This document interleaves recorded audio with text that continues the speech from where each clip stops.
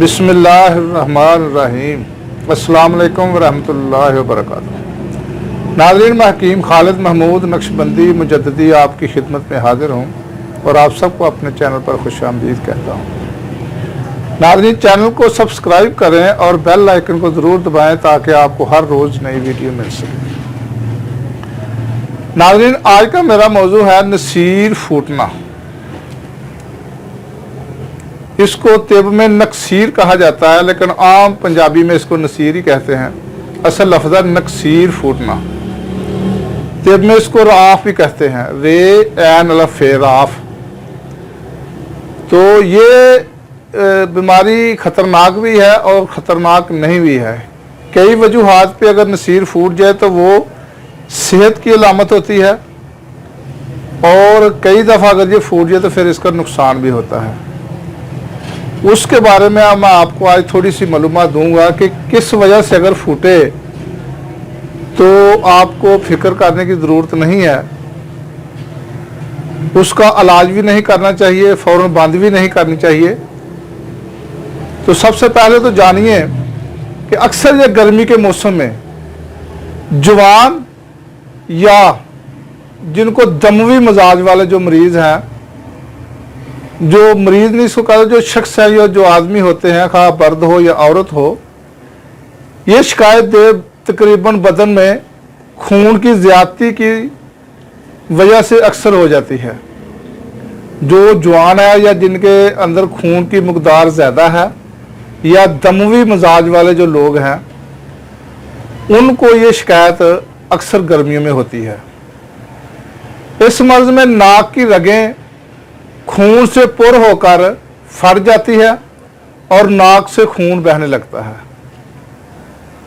इसकी वजह यह है कि बाद दफ़ा हरारत जिगर और वबाई बुखार और बच्चों में पेट के कीड़े इसके असबाब होते हैं, और नौजवान लड़कियों में माहवारी अयाम शुरू होने से बेशतर कभी कभी नसीर फूटती है। ये किसी किसी को हर एक को नहीं। इसकी अलामात ये हैं कि सर में गर्मी और खुश्की मालूम होती है। कमज़ोर बच्चों में जबकि पेट में कीड़े पड़ जाएं, बच्चा बार बार नाक नोचता है, धूप में चलने, हुक्का पीने या पान खाने से और नाक को खजाने या छींक लेने या जोर से खंगारने से फौरन नक्सीर फूट जाती है, और बाद दफ़ा बगैर किसी हरकत के सोजिश होकर नक्सीर फूट जाती है और नाक से खून बहने लगता है, और खून कभी एक या दोनों नथनों से कतरा कतरा या धार बांधकर निकलना शुरू हो जाता है। तो नाज़रीन, इसका जो इलाज है मैं पहले भी आपको बता चुका हूं।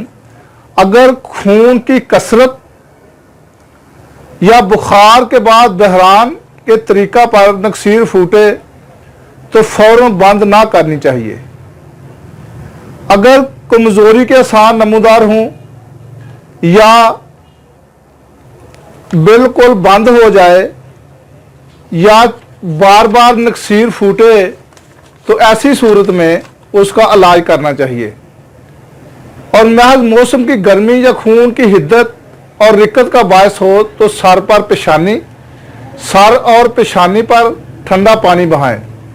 अगर गर्मी की वजह से हो या खून की हरारत हो, अगर उस वजह से नक्सीर फूट जाती है तो सर पर ठंडा पानी डालें तो इंशाअल्लाह ताला उसी वक्त बंद हो जाएगी।